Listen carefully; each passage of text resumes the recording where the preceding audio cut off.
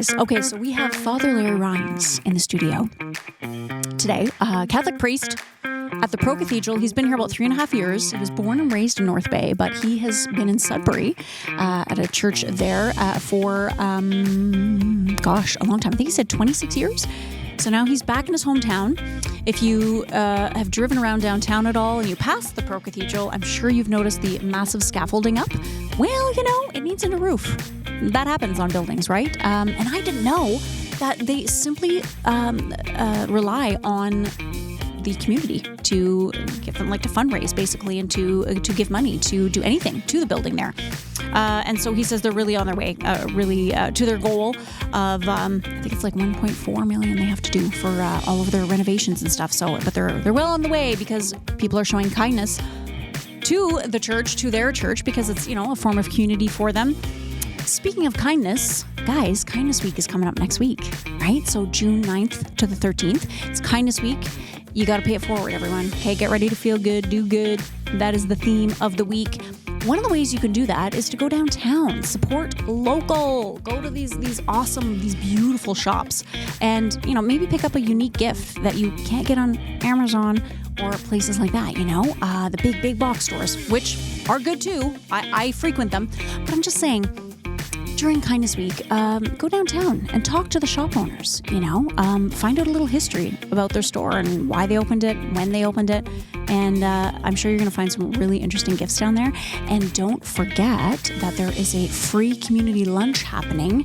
That is on Friday the 13th. Friday the 13th of June. You won't forget that date.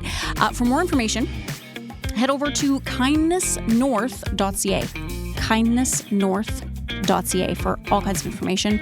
You can get it there. Let's get into the podcast with Father Rymes, who also really looks a lot like our new Pope, Pope Leo XIV. They could be brothers. They could be. Anyways, we chat about that. He has a funny story about that. Before we get into the chat with Father Rymes, we have to thank one of our major sponsors, Source for Sports. I'm Lisa Boivin, and this is To North Bay with Love.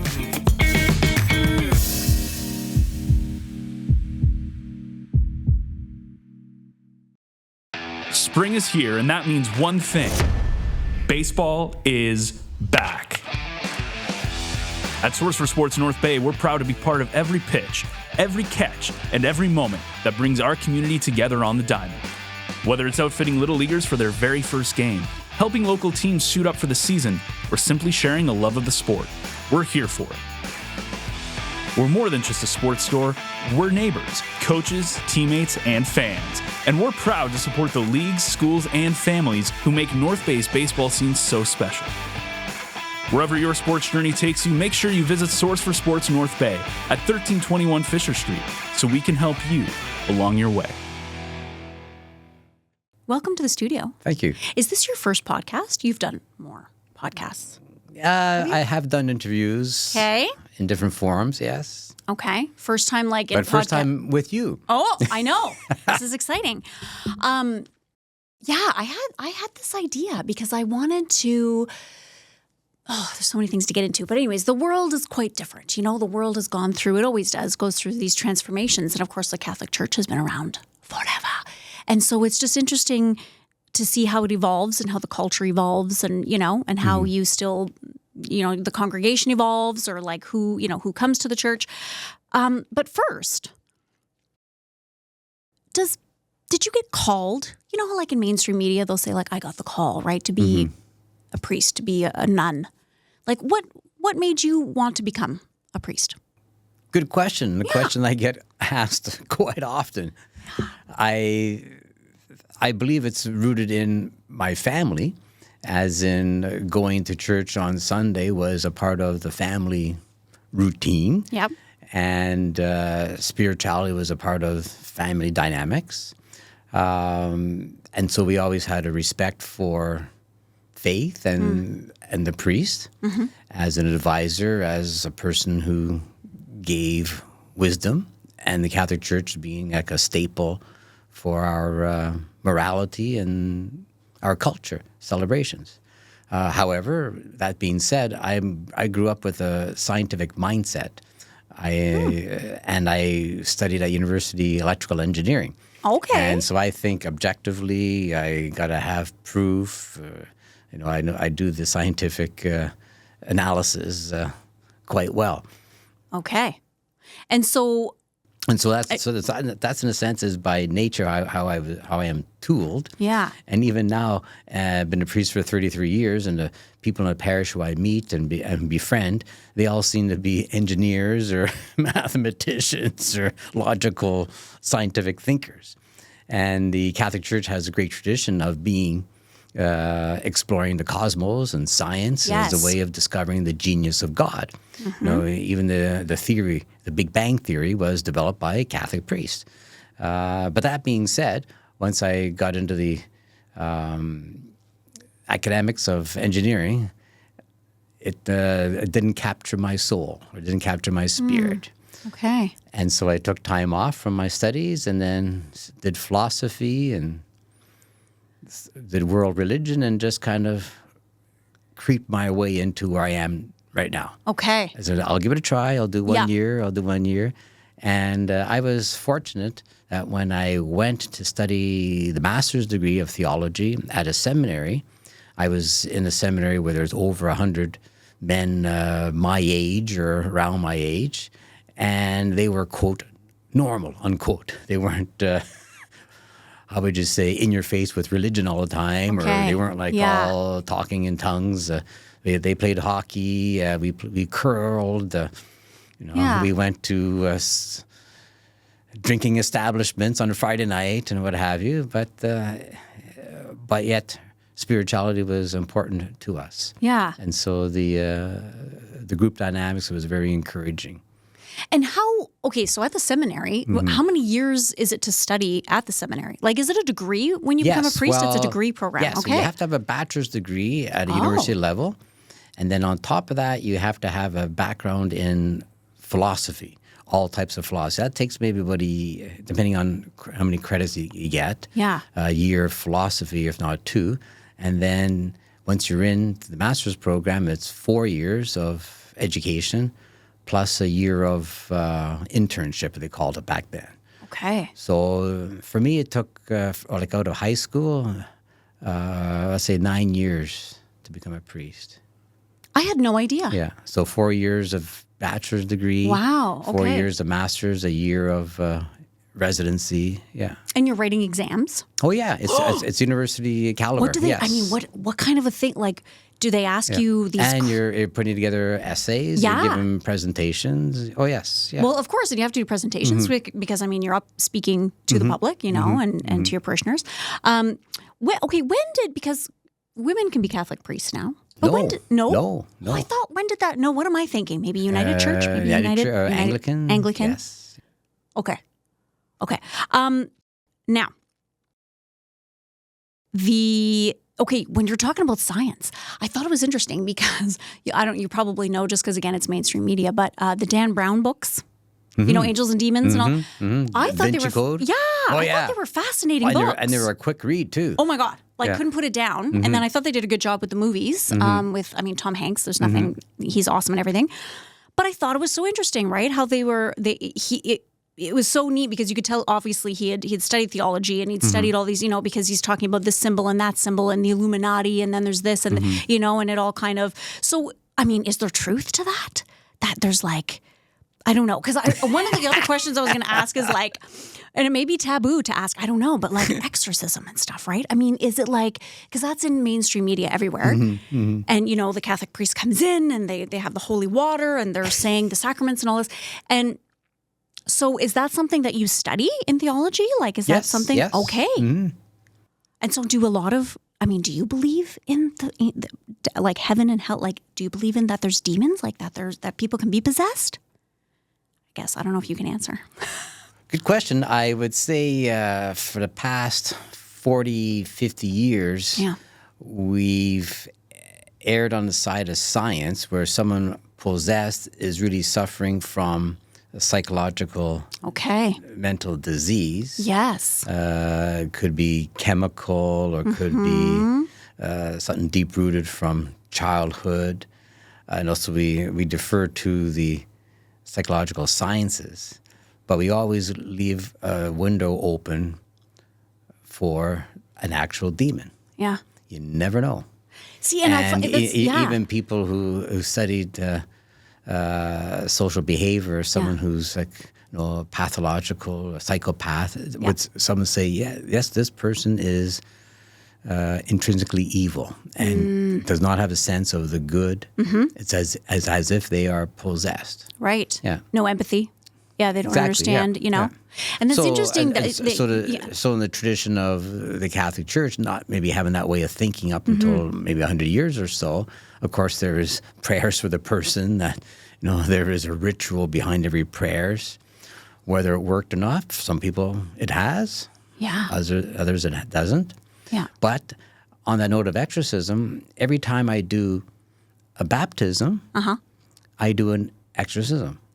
There's a prayer. An exorcism is just a fancy word of saying that this child will be freed from any evil and God's goodness will come to them. That's a prayer of exorcism. So I do an exorcism, quote unquote, every time before I do the baptism. As a protection. Yeah. And it's cool to hear it from somebody like you who has the science part of it, right? Because it's like, I think people who only see the science part of it and don't allow for that other, that there's, another kind of, there's energy out there. There's a higher power. There's something. There's, and even myself, I mean, I don't know that I love to believe it because I've always been part of theater and movies and, I love that.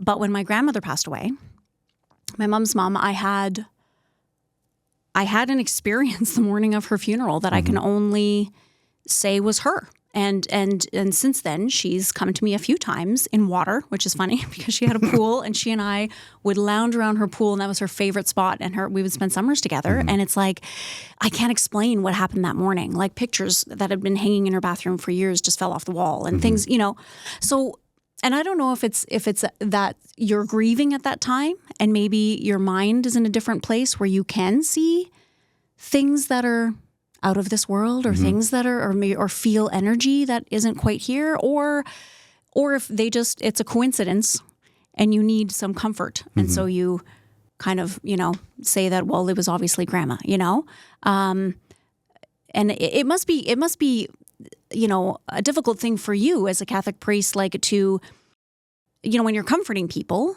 or like, do you ever find that a difficult part of your job to talk to people in great time of need or in, when things have just really gone wrong in someone's life? Or you cannot help but empathize for them and feel for them. However, I find the fact that I'm there as a representative of their faith, that is comforting and healing for them, and many times it's just the power of prayer. Yeah, I love that. So you were born and raised in North Bay. I was born and raised in North Bay, yes.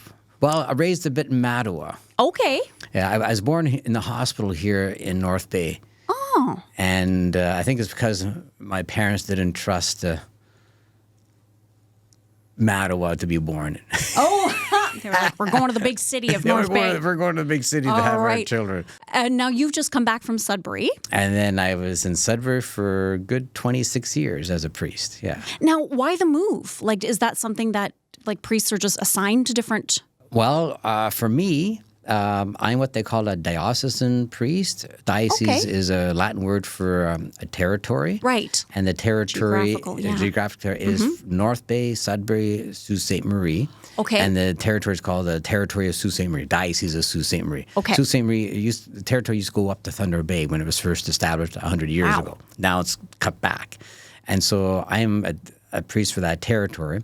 I have friends who are, for example, who are Jesuits. They're priests, but have a specific ministry goal as missionaries, as professors, and they can be posted anywhere around the world. It's a different type of exercising your ministry. So I'm for this territory, Northern Ontario. Yep. I could have chosen to study in other parts of the world, but because I'm from North, so I'm chosen here. And so when I was ordained a priest, the bishop, who's my boss and in charge of, I think, 75 different individual churches, has priests in them, appointed me to a church in Sudbury. Okay. And so I've spent most of my career there. I was in North Bay for a year and a bit as a priest, but as an associate pastor, helping out the priest. Yeah. Just in my early parts of being a priest. Okay. And so you have replaced Father... I have replaced Monsignor David Tramontini. Monsignor, and that's he right. was at the Pro-Cathedral of the Assumption for 26 years. And I was his assistant. Okay. And so way back when. Now, because Catholic priests, okay, as a priest, you don't really retire ever from being a priest, but you retire from... Yeah, from full-time ministry. So Right. he retired as being the pastor there. Okay. Yeah, and he's still a priest. He still helps out different parishes for coverage for holidays and Right. for sick leave. But he's not like full-time, and he's not responsible Yeah. in one place. Yeah. And I was doing a little research, and because when I pulled up his name, it said Monsignor. And I went, wait a minute, what's the difference between a priest and Monsignor? Now, a Monsignor is a title given by the Pope? Yeah, it's in-house terminology. Okay. And it started out anybody who served the Pope was given a fancy title of Monsignor. So it's a papal honor. And so a priest who serves the bishop and does it well gets the honorary title Monsignor. So Dave, as a priest, served our bishop for many years. Yep. And so he got the title Monsignor. And they can also do... So are they a priest first and then they get the title of Monsignor? That's correct. Yeah, that's correct. Okay. Yeah. I was reading it, so I didn't quite get that because I was like, if they're a Monsignor, but they're still doing weddings and baptisms and stuff, they would have to have the degree. And okay. Speaking of popes, we have a new pope. First American pope, American-born pope, Leo the 14th. Mm-hmm. Now, have you seen much of him? His I picture, haven't. TV? I've seen a few pictures and stuff, but I haven't heard him speak. Reason why I asked, because my parishioners and friends Do they think you look like him? see a resemblance. Yeah, yes. I even have a meme made of myself, a parishioner. Oh, you look No just way. like... And I look like him on the side more than the front. Yes, I can see that now. Now that you say it, I'm like, yes, I've seen pictures. And then I went, wait a minute. So do you and Thomas Dowd, who is the bishop? The bishop here, yes. Have you met him? Have you met the Pope before? No. Didn't know who he was. Will you ever meet him, do you think? We'll see. Okay. You know, if I go to Rome and I asked to get an audience with him, or I had to have some kind of reason. I don't have a reason to go in and shake his hand. Hey, what's up?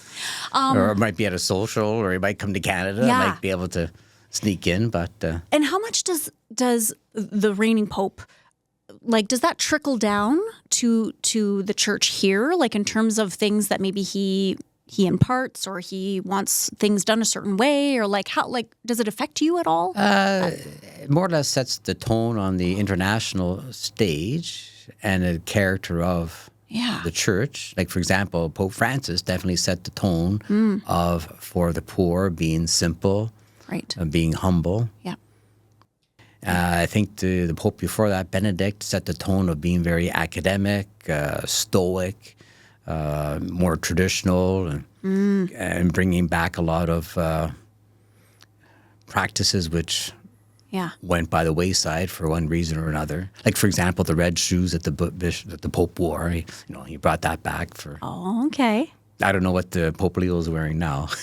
How do you think Pope Leo's doing? So I mean, it's been a very short time, but how do you think he's doing? Well, I so get far? him on my social media feeds of parts of his sermons and addresses, and he seems to be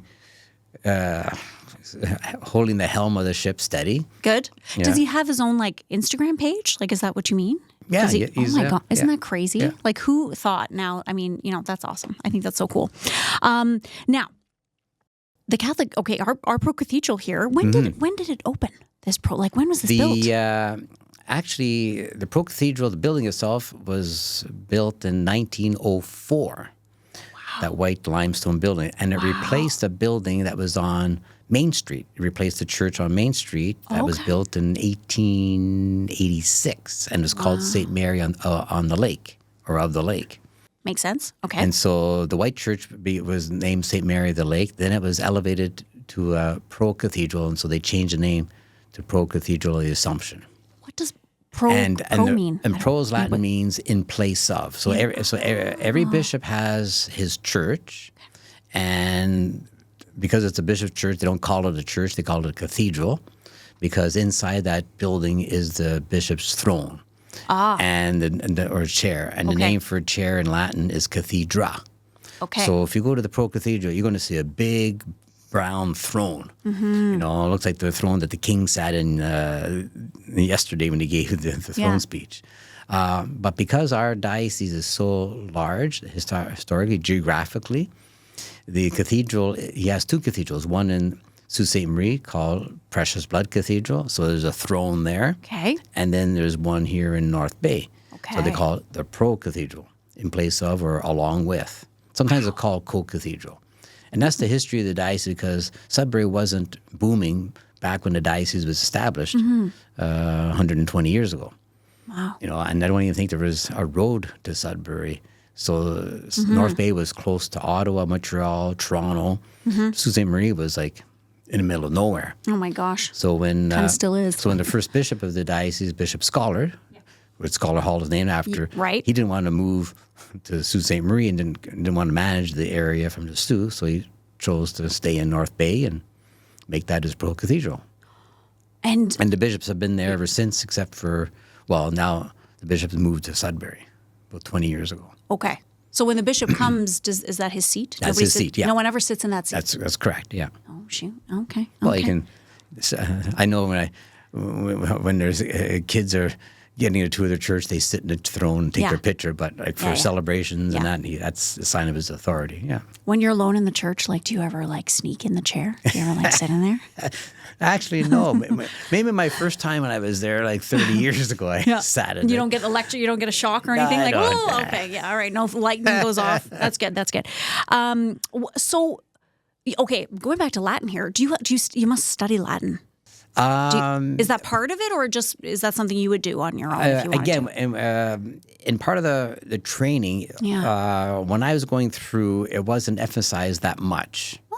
You just, if you know French, you know Italian, you can get by in Latin. Okay. Maybe now the formation of the priest is a bit more with the language, because we have a whole history of documents written in Latin and I was going to prayers say in they used to Latin say and- Mass in Latin too. Yeah, like, used to right? say It was Mass in Latin. Yeah. Okay. So do I know much Latin? Not per se. Do I have a course in it? No. I know more Italian than I know Latin and French. Yeah. So you're fluent. Are you fluent in French and Italian? Not quite. Okay, but you can. But you know, yeah. Okay. Do you have to be Catholic to attend the Pro-Cathedral Mass? No. I didn't know that either. The only thing that you have to be Catholic for is to receive Holy Communion. That's right. Yes. And then even there are exceptions. Yeah. Like people who are like of the Greek Orthodox and can't get to their church, they can receive communion in the Catholic Church because they have the same belief of what they're receiving. Okay. Yeah. I follow a woman named Miriam on TikTok who is Greek Orthodox, and it's really interesting. She just says, I'm here just to show you what my life is like. And so I've learned quite a bit about that religion and just how she lives, and it's interesting. Yeah, so I have a few people who aren't Catholic who attend the Mass with their family. Yep. Yeah, they just don't receive communion. Yeah. Are there... They probably know the prayers more than most Catholics. Right? Oh my God, I still remember it. I mean, I was born and raised Catholic, and we went to church. Yeah, like you said. I mean, every Sunday, actually Saturday night too, we'd go sometimes. And you know, we did Lent and we lit the candles. And my father actually was going to be a priest, and about a month before he was to enter the seminary, changed his mind. He just thought it's not my calling. I love it, but it's just not where I need to be. Went to teachers college, and he ended up teaching world living religion for his career. And at one point, he took his senior high school students and they went to India. Wow. And he tells a story. He has all these really neat slides, but he tells a story that they went to this orphanage to see if they could work and help one day. He knocks at the door, and they're waiting outside, and they're waiting, and knocked again. And he says the door opened, and he was just kind of finishing a sentence talking to one of his students, and he turned. Mother Teresa standing at the door. he says, my knees buckled.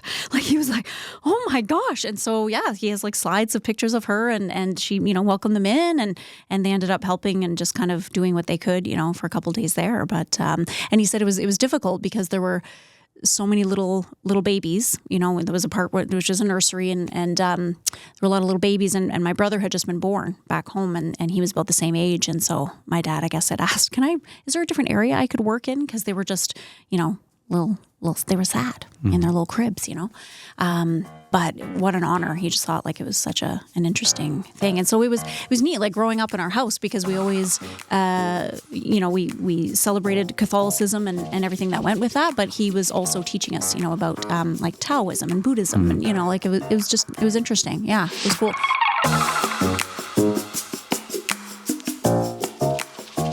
Well, guys, no secret what I do for my day job. This is part of my day job, but I work at the hospital. Yes, our very own North Bay Regional Health Center. I love what I do. I really do, truly. I'm very grateful for that. I'm really lucky for that. I love who I work with. The nurses at our hospital are some of the best nurses ever, in my mind. I might be a little biased, but we have incredible nurses. We have incredible doctors. Incredible volunteers. We had some volunteers on the podcast as well. And I'm sure people listening and watching at some point in your life, whether it was like immediate family or maybe it was a friend, a colleague, they've had to use the services at the North Bay Hospital, whether it was, going to the emergency room, maybe it was critical care, maybe they just had a day surgery, an operation and day surgery, or maybe they had some testing done. There's many, many things that you can do or have done at the hospital. But all those things cost money, right? And machines like MRI machines, CT scans, those are massive pieces of equipment. And so there's a way that if you'd like to donate and you'd like to kind of give to something as important as our hospital, you can join something that's called the I Give Monthly Club. So to do that, you just visit NBRHC Foundation.ca. So North Bay Regional Health Center Foundation, all one word, .ca to join. There's over 220 generous donors who do this every month. And I believe you can set, your limit and give a little bit each month if that is something that you'd like to donate to. I know that they would absolutely love your help. And, the more donations they have, the more they can provide us with amazing care for us and our loved ones and friends.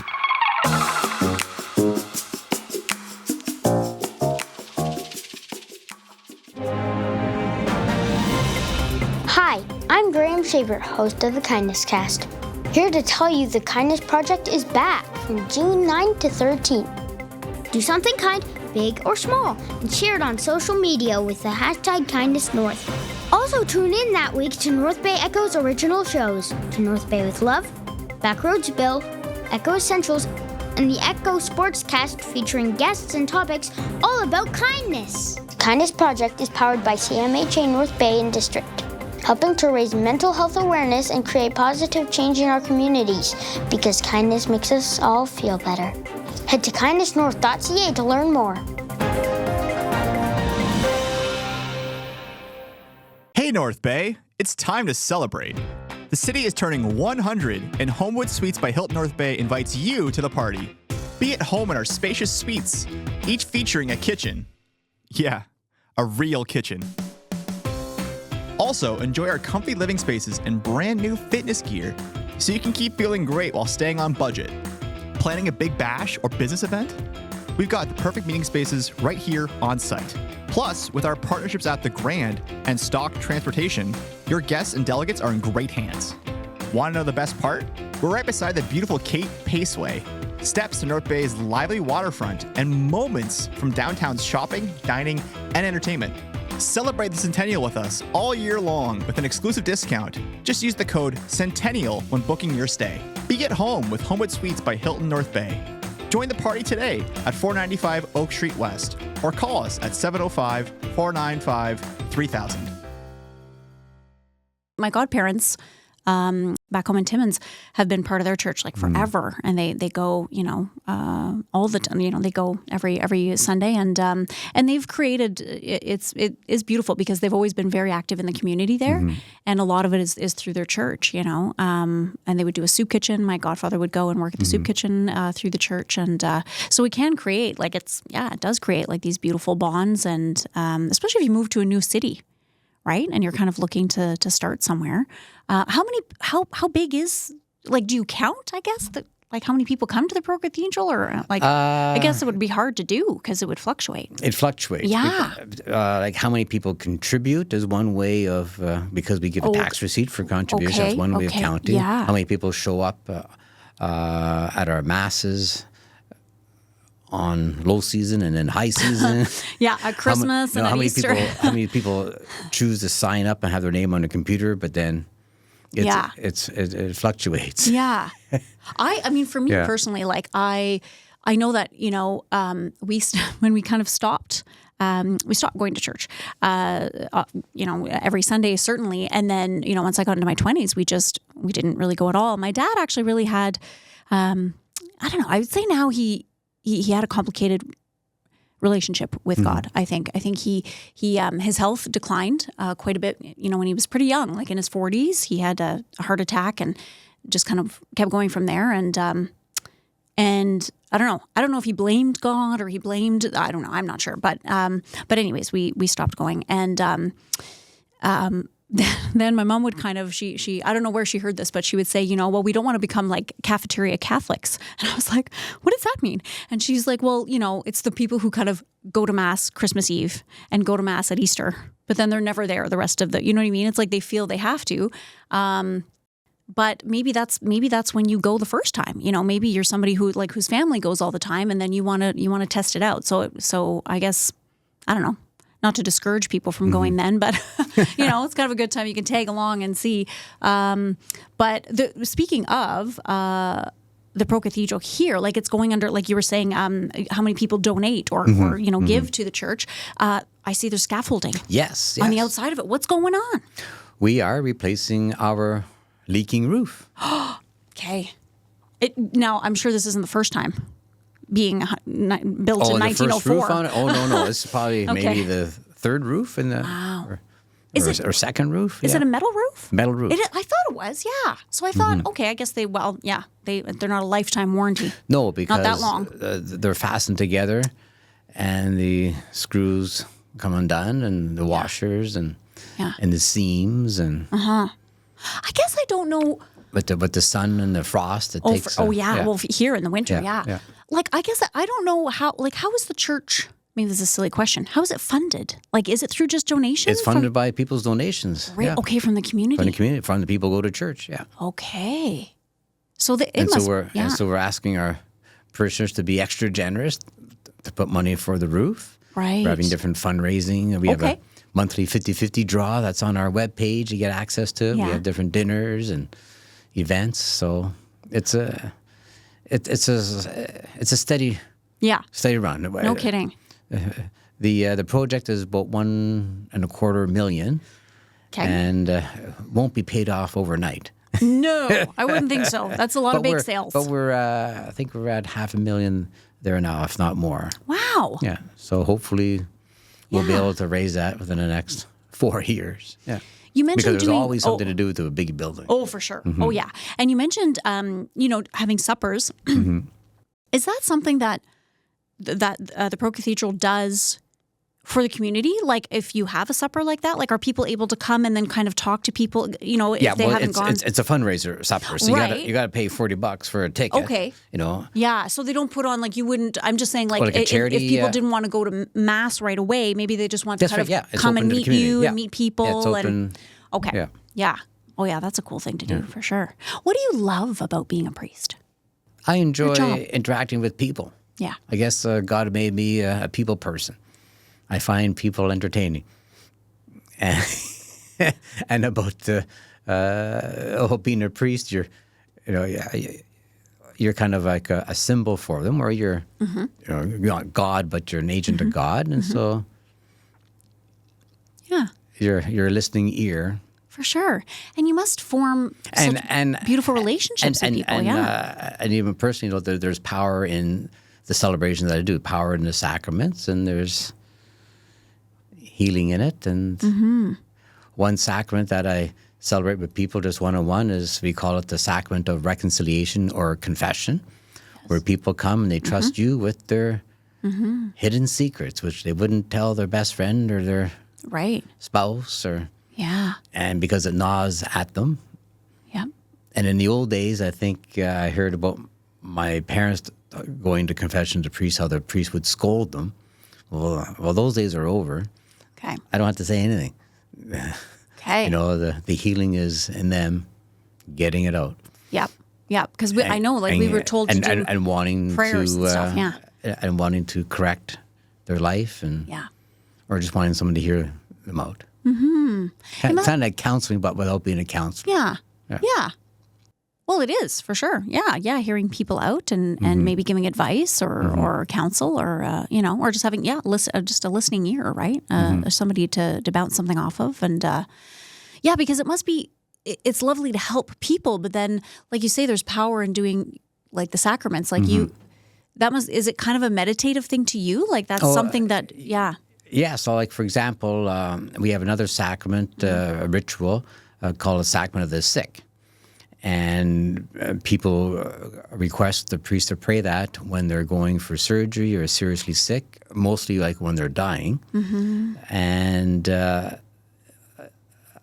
I can see the power, if the person is conscious and we're celebrating together and they know they're dying, it gives them permission to let go. And my experience has been very peaceful.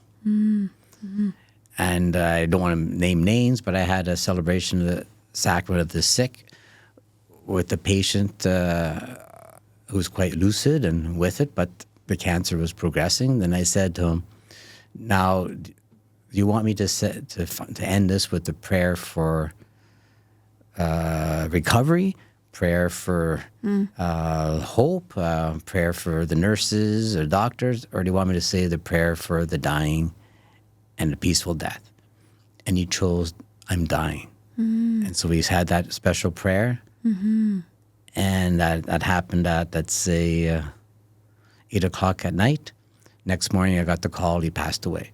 And he just needed that. And he was, I don't want to say it, shouldn't say it, but he was happy to die. Right. And I said, wow, that's powerful. Yeah, because he was at peace. He knew, he felt. He's come to the end of his life. And that's right. Yeah. He's walked a good life, and time to meet his maker. So I see that quite often. I guess in what I do. Yeah, for sure. I was going to say, like, speaking of, so a baptism and then someone passing away. And I don't know, I mean, you'd have to probably be 200 years old to have somebody, but, like, I guess at this point you haven't had somebody you baptized and then, unless they were dying, prematurely kind of a thing, but because it's... Well, I had my first funeral of a friend who, just a few months ago, we were in grade school and high school together. We hung around, and I helped him get 100% on a history test. Hey, now. Yeah, I only got 95. Oh. So spend too much time helping him. Yeah, okay. Yeah. Wow. So is that difficult to do, because you have a job to do? You have you put on your professional demeanor, but it was it was my first as a friend doing a funeral for a friend. Yeah. Right. Someone you knew for a long time. Yeah. Is there's an organ at the Pro-Cathedral? Oh yes, quite an extensive organ. Who plays it? Is there an organ? We have several organists, but our principal organist is Jessica. Okay. And this organ, I think, has almost 4,000 pipes. Oh my gosh. And what I like, there's, I don't know what the proper name is, I think a chancel. There's a part of the organ up at the front, and then the majority of the organ is at the back. And then during Mass, you have to have an ear for it. You'll hear the music coming from the pipes at the front. Yeah. And then you'll hear the back kind of talking to each other. The acoustics is really sharp. Whoa. And then there's another part of the organ, it's at the back, but below, called the swell, and doors open up. Oh. And then so these little doors open up, and you can see the pipes, and the music comes out those doors. It's at a different pitch. Wow. Then they close. Yeah. it's kind of cool. Yeah. Well, music is such a big part of Mass. Very much. I mean, I can still sing songs that we sang, at church and or responses, as the priest would say something. Is there a choir? Yes. Okay. We have a choir at our 11 o'clock Sunday morning Mass. And then at the other Mass is 9. And on the Saturday evening Mass, we have cantors, singers. Yeah. Okay. Oh, yeah. How many masses are there per week? For the weekend, for the Sunday obligation, it's 3. So you can come the Saturday evening if you can't make Sunday Sunday morning, and then Right. 2 Sunday morning. 2 on Sunday morning. Yeah, one at 9 and one at 11. It's still about an hour? Still about an hour. Yeah. Okay. I like it. Anybody new? Are there like new people who've come this year?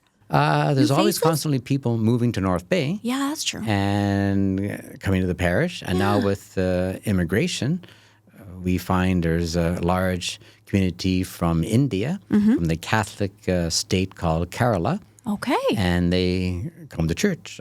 Church is a family aspect for them. Yeah. And also the Filipinos are quite Catholic, and we have a growing Filipino community. Absolutely. And so they're coming to church. How wonderful. Oh, And that's then really cool. Yeah. Nigeria, lots Yes. from immigrants from Nigeria. Awesome. And so their family values or their social values would be similar to what I grew up in the 60s and 70s. Okay. Their experience with church, yeah. Yeah. And the bell.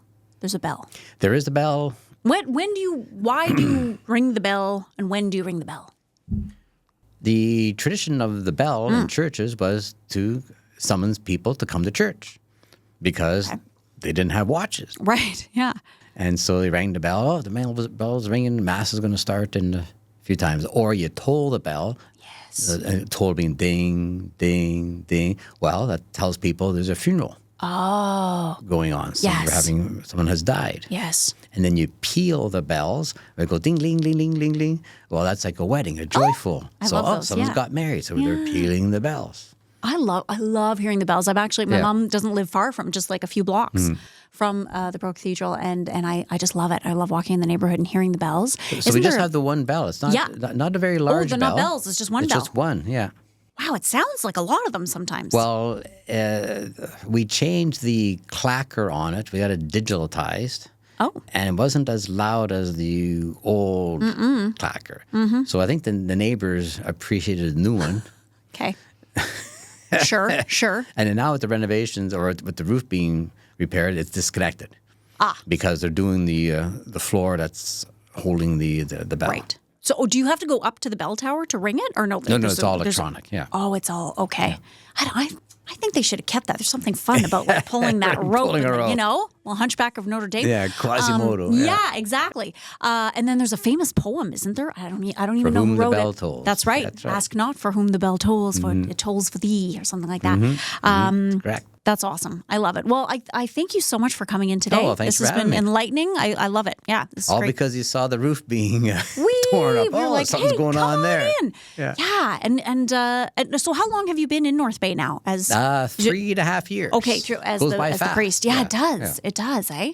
Any big plans this summer or anything? I guess lots of weddings. Are you already booked now for the summer for people weddings? book the weddings a year in advance because Wow. it's not just the ceremony; it's everything else that goes the with the space. wedding. Yeah, for sure. Okay. Do you take any vacation? Yes, priests priests get get vacation? month's vacation. Oh, hey, there you go. Stretch, and the thing is, though, it's a matter of finding people to replace you. Yes. As there's less and less priests. Yep. So I usually take 2 weeks in the winter to get away from the snow. Delightful. And take 2 weeks in the summer. Nice. Where are you going to go in the summer? Where are you going to go? Don't shoot me for saying where I'm going. Uh-oh. Going to America. No. That's Going to okay. Los Angeles. Oh, all right. Because in the summertime, I like to tour and do church tours. And there are 2 big cathedrals in Los Angeles that I want to see. It's on my bucket list. Right. One was built 30 some odd years ago with modern architecture, modern art. And I'm kind of intrigued with modern art. Yeah. You know, a lot of people don't like those kind of buildings, but I find it's interesting to see how the artist captures the spirit in the culture of the day. I want to see that big cathedral. Okay. And also, when I was a boy, I used to watch the televangelist on TV. Okay. And there was a televangelist called Robert Schuller. And, well, he died, and his church died with him. But he left behind this big church called the Cathedral. It looks like a skyscraper, the all glass. Yeah. And so the Diocese of Orange bought it and the school and the property and then converted it into a Catholic cathedral. And they spent like hundreds of millions of dollars retrofitting this church I saw as a kid. So I want to see that church. Wow. Yeah. Architecture, like you could follow just because there's what, like Gothic churches, and there's like you can different go through styles, the years, with how things have changed and all the different types of So architecture. that's how I spend my vacation. So it's rest, but there's still religion involved. Absolutely. And fun. Yeah, And I fun. think that would be, I love, there's churches are gorgeous. I love being in, and the beautiful stained glass windows and Gorgeous, it's exquisite. A different artist take on things. And like the wood. Like last year I was in Barcelona to see the Gaudi's church. Wow. Sagrada Familia. Yes. Just a modern perspective. Wow. All right. Well, have a fabulous vacation. Thank you. Thank you. Thank you for having me.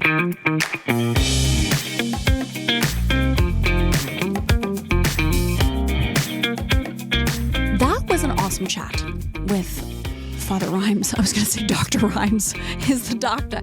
He's the doctor of the Catholic Church.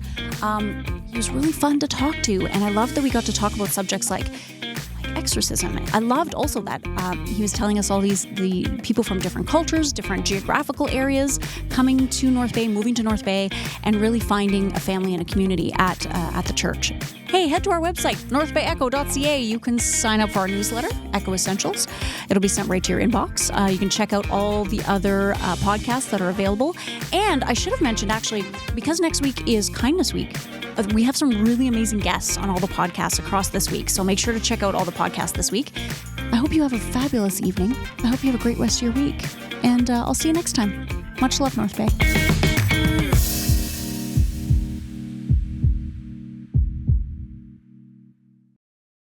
Get in and go at North Bay Toyota.